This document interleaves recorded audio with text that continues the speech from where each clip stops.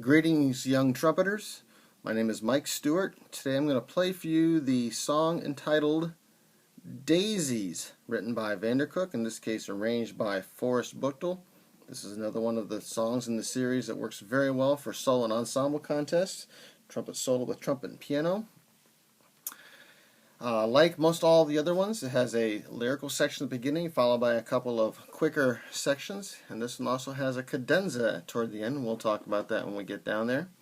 The opening says andante, which means kind of slow, and it's in 6/8 time. It's up to us to decide, well, do we want to do that as in a slow 6 beats per measure or a slow 2 beats per measure? So do we want to give the 8th note the beat or the dotted quarter the beat? I'm going to give the dotted quarter the beat because I think it has a little more flow that way. So instead of 1, 2, 3, 4, 5, 6, I'm going to go a little faster. 1, 2, 3, 2, 2, 3, 1, 2, 3, 2. Let's see how that works for us. 1, 2, 1, 2, 3, 2.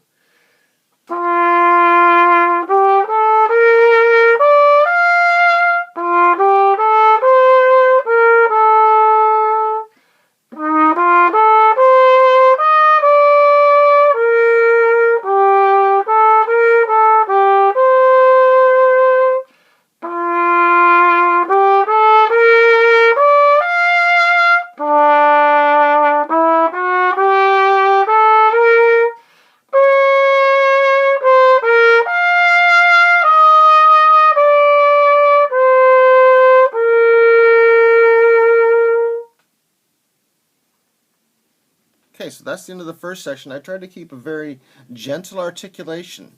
It has some slurs in there, but most of the faster notes are tongued, so you need to show that real delicate style with your articulation.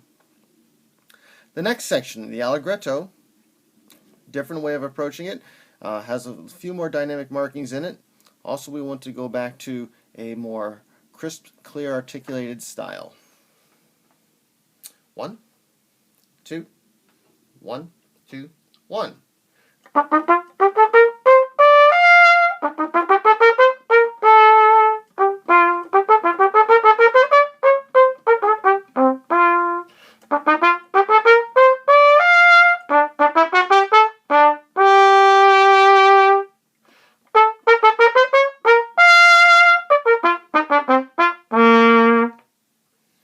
Okay, a couple things you might have noticed in there. In bar 35, we had a slow down, a retard, and then the fermata in measure 36. Fermata is also known as a hold with a big crescendo up to that forte. And then a tempo means you go back to the same tempo you were playing, this faster tempo, just before you got to the slow down. All right, measure 49. There's not much marked in terms of changing your style, so we're going to try to keep the same tempo and the same style. It's just a contrasting musical section. You will also notice now we've added one flat. Also, like perhaps you see also in the second measure of 49, it says there's a higher C and a lower C. The higher C is if you're playing a tenor saxophone solo, which you're not since you're playing trumpet, so you should play the low C.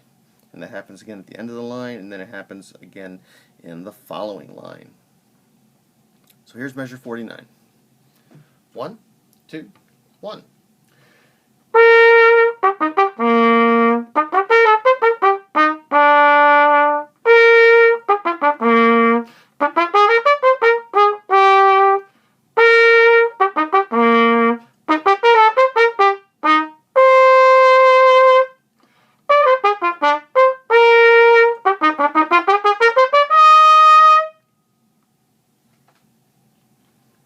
And now we're going to move ahead to measure 73, which is essentially the same thing as 25. He just wrote this song out instead of going back like he does in some of his other songs. When we get to 86, you'll notice a fermata on the high G, and then the word cadenza. Cadenza is a very free section of the solo, and to overstate it, but to be very simple about it, the only way to play a cadenza wrong is to play a very strict, steady tempo. So you're going to hear me start off at one speed. I'm going to speed up and I'm going to slow down, and hopefully I'll do something that will lead well into what happens in the bottom line of the page. There's lots of ways to play a cadenza, So my interpretation is just one example of what you might try to do. This is 73. 1, 2, 1.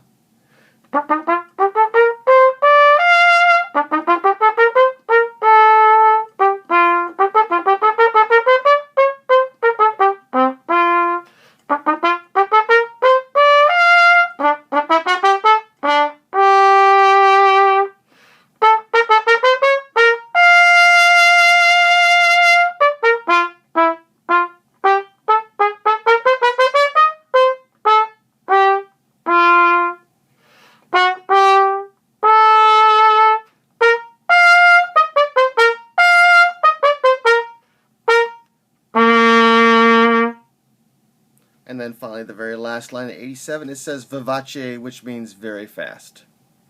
Hope you enjoy playing this solo, and good luck on your solo ensemble contest.